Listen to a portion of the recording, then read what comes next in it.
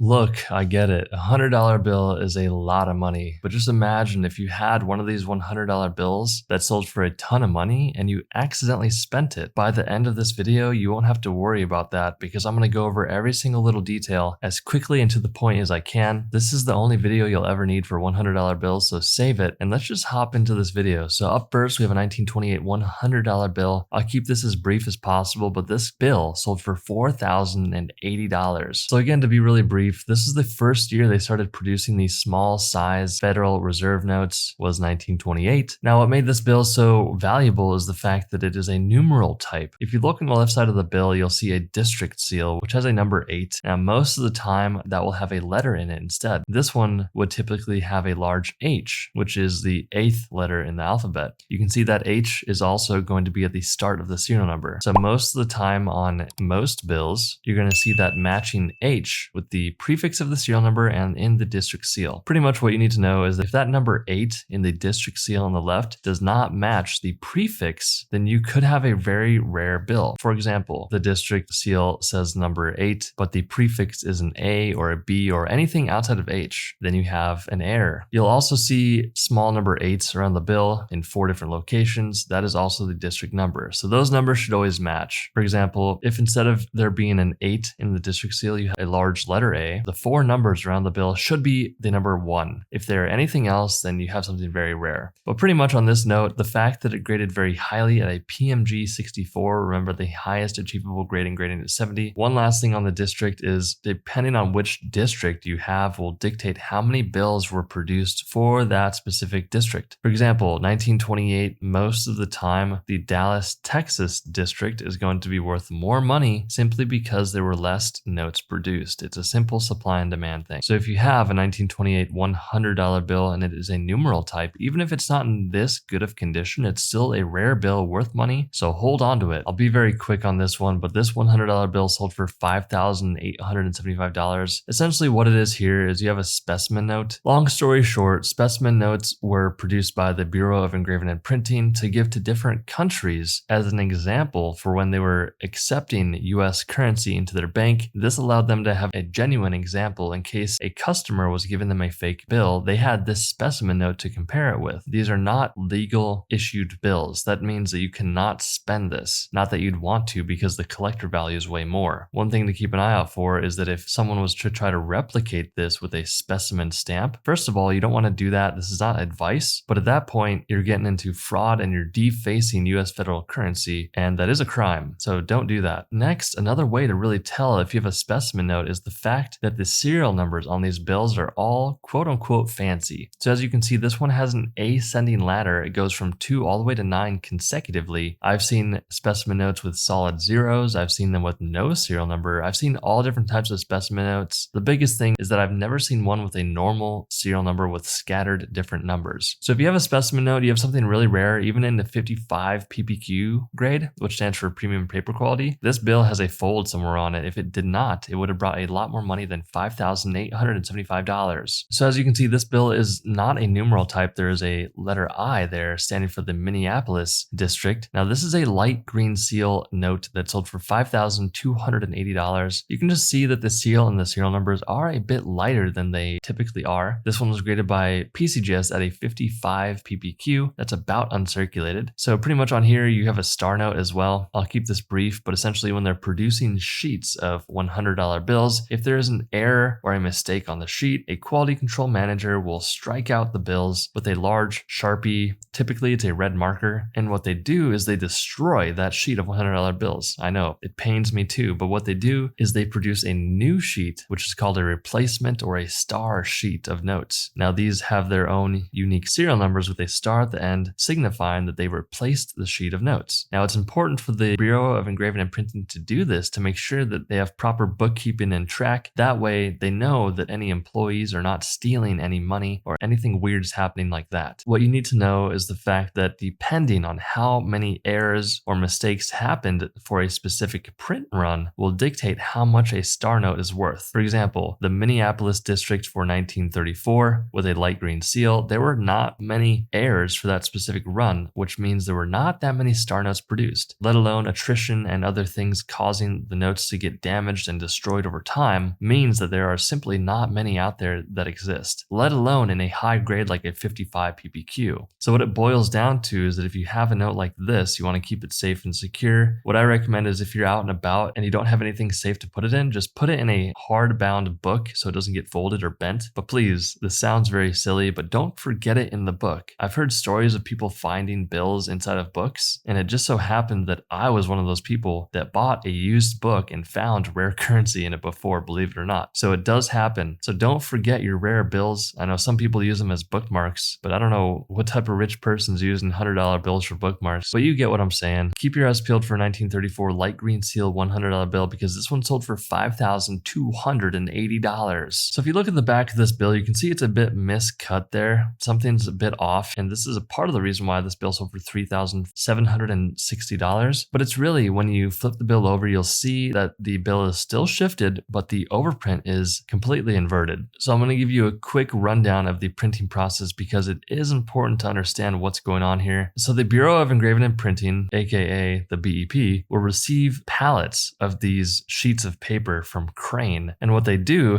is when they're putting them through the printing process, the first print of all US federal currency is the back of the bill. So the back here that you see right now is the first print. Now what they do after that is they flip the sheets over and they run the front. Now the front consists of all the black ink that you see minus the green overprint. So after the front is done, then it goes to an entirely different process, which is called the overprint. Now what's kind of curious about this is that not only was it cut improperly, but the overprint, which is the third print, was put upside down. So you have the first print, which is the back, the second print, which is the front, and then the third and final print, which was an inverted overprint, allowing this bill to sell for $3,760. This bill sold for $4,320. And if you want to buy it right now, the seller is selling it for $9,504. So keep that in mind. That's a lot of money. But if you flip the bill over to the back, you'll see that the plate has been completely flooded out with green ink. Now, this is what collectors call a test note error. So typically during a print run, what they'll do is they'll warm up the printers to make sure that the color is naturally going across the whole bill. So what they did in this case is they flooded the plates with ink and they ran a couple test prints to make sure that everything was running smoothly. You have to think that before they fire up these machines and start producing tens of thousands of sheets of bills, they need to make sure that there are no mistakes or errors before they go ahead and fire it off. So what they'll do typically is run a few test sheets to make sure everything's running smooth. And what happened here was instead of a quality control manager catching this and destroying the sheet, which is what they should have done, it accidentally got out into someone's hands and later sold for this amount of money. Again, $4,320 with a buy it now offer of $9,504 if you want to buy it today. So really quick, if you want to try to find one of these bills, what's the best way to do it? Well, this is what I've done in the past and what I recommend. I would go to some local banks. Now, again, I understand $100 is a lot of money. If you want to get, say, 10 or 20 bills, that's a lot of money to pull out at one time. But the cool thing about hunting for notes like this is you can simply ask the bank teller, hey, do you have any pack fresh, brand new $100 bills? And if they do, you can ask for, say, a few of them, look through them to see if there's anything rare, and then you can simply give it back to them and you lose no money. So it's a pretty cool thing to do if you have some time. But if you ever see anything like this, just know that something is very wrong and it could be really valuable because, again, this bill sold for $4,320 and you can buy it now from the seller for $9,504. So I'll be really brief with this one, but this note sold for $15,275. And yes, this is a real, genuine bill that was graded by PCGS a 69 ppq. Essentially, whenever you see the red seal and serial numbers like this, it pretty much means it's a legal tender note. Now, yes, you could still literally take this to a bank or a grocery store and buy $100 worth of food with it, but I highly advise against that because the collector value is so much more than just $100. Most people, when they see this, they think it's fake, but because it graded so highly and it's a 1966 $100 legal tender note, it sold for $15,275. So this is a very small detail that not many people know about. So this bill sold for $7,200. Now, everything we've gone over, you can tell that this is a numeral type bill. You can see the 12 there on the left of the district seal. You also know that the L is the 12th letter in the alphabet, so everything matches up there. This one was graded by PMG a 58. That means there's a fold somewhere on the bill. There's no EPQ, which means it's not as white as it really should be, so the paper quality is not really good. But essentially what you need to know is that this is a doubled inverted star error. So pretty much the star on this bill is upside down, which it should not be. If you have an inverted star like this, this, you have a very rare bill. And this one sold for $7,200. I'll spend 10 seconds on this one, but this is a 1914 $100 bill. Yes, it's a genuine bill. They come in this large size type. Now this bill sold for $12,000 because the back of the bill is inverted. One of my favorite types of bills, I wish I could talk about it more, but there's just not that much interest on YouTube, I've noticed. But anyways, if you have a bill like this, regardless if the back is inverted or not, you have a bill that's worth a lot of money because this one sold for $12,000. This $100 bill sold for $5,520, and here's why. So this is a 1928 $100 numeral type bill. Now, like I've said before, depending on which district your bill is from, and if it's a numeral type, will dictate how much money it's going to bring. I mean, the main reason why this one sold for so much money is because of that grade and the fact that it's a 1928 numeral type bill. So condition, condition, condition on these banknotes. I guess it's important to tell you how you get a very high grade. So from 60 to 70, all it really comes down to is the eye appeal and how well the bill is centered. By that, I mean, if you're looking at the margins, which is the white area around the bill, if it is very nicely centered, that means that you have a chance of getting a higher graded bill. Now, when you send your note off to get graded, you want to make sure there's no folds or dents or damages or tears on the bill because that will decrease the value. But that's pretty much it. This note graded very highly by PCGS at a 67 PPQ, and that's why it sold for $5,520. I'll spend 15 seconds on this, but essentially here you have a $100 bill gold certificate that sold for $12,650. Yes, it's a genuine bill, and the cool story about these notes is back in the day, you could actually take a $100 bill gold certificate, bring it to a local bank, and they would literally give you $100 back worth of gold. That's right. Back in the day when the dollar was actually backed by silver and gold, you could take these bills to a local bank and get actual precious metals back from them, which is so cool. I wish they would still do that today, which is why I'm sharing this information. But if you ever come across a $100 gold certificate, a very valuable note, make sure you get the full value of it because this one little note sold for $12,650. All right, so this bill sold for $7,200. This is a more modern bill. This is a 2017 A $100 bill. Now, a really important factor to know is that just because your bill says 2017 does not mean that was the year it was produced. Long story short, they're still producing 2017 bills in 2022 and even 2023. Why, you may ask? Well, when they're producing the plates for these bills, they put a year that they started printing them. Now, they don't want to continually update the plate every single year they produce them. So what they do is they'll use a specific series on the bill for quite a long time until they eventually update it. So that's a fun little fact there. Now, the thing is, on the back of these notes, you're going to see a small little back plate number. Now, there's also one on the front of the bill. You can see it's called a front plate number. Typically, it's in multiple locations. Now, I know I'm dumping a lot of information on you right now, but you're also going to see a small FW on this specific bill before that front plate position. Essentially, what that means is that this bill was produced at the Fort Worth district. Now, if your bill does not have an FW, then it was produced at the Washington, D.C. facility. Now, that can matter sometimes, specifically if a collector wants both the Fort Worth and the Washington, D.C. facility notes. It also dictates how many bills were produced for that specific facility. Now, it's important to know here on the back plate number is the back plate number and the front plate number should be the same size. Now, on some older $100 bills, you're going to have what's called a mule note. Mule notes are essentially when the Bureau of Engraving and Printing is producing these bills, they have essentially the plate position is just that. It's the position of which this bill was on the plate. So pretty much what you need to know is that there are times where the backs of these bills should have been printed on a different front. And the way you can tell that is by the size of the number of the back plate number versus the front plate number. Now, the thing is, on these modern bills, they pretty much don't have any of those errors because of the modern printing technology that they do have. But if you ever find a bill where the back plate number is different size than the front plate number, there's a chance that you do have a mule note that's worth more money. But the main reason why this bill sold for $7,200 is because this is a solid number 8 serial number. Now, you don't even need a solid number 8. You could have a few 8s and it'd still be worth money. And that's because 8 is a very sought after number in certain languages and countries like in Asia. This one was graded by PMGA 66 EPQ, and that's why it sold for $7,200. Here we have a $100 bill that sold for $28,200, and here's why. So this is a 1928 $100 bill numeral type. You can see the large number 3 there. And the biggest thing, like I said before, is the quantity of bills produced for Philadelphia. And also, this has a relatively rare serial number. There's a bunch of 1s, 0s, and 4s. Most serial numbers are going to have a smorgasbord of different numbers. Some collectors only collect bills that have the same serial number or 2 serial numbers types or 3 different numbers, like this one has